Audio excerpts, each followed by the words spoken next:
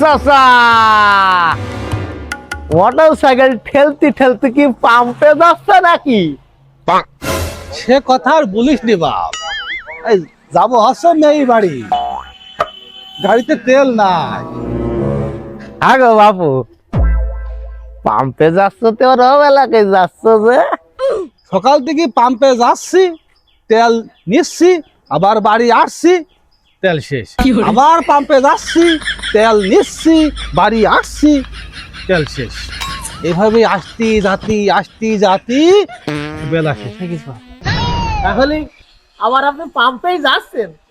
এত বেহায়া আপনি, এত বেহায়া!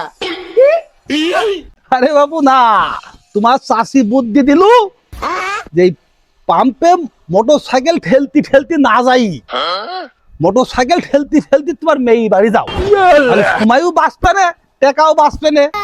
সেই বুদ্ধি নিয়ে তো মোটর সাইকেল ঠেলতি ঠেলতি মেয়ে বাড়ি যাচ্ছি।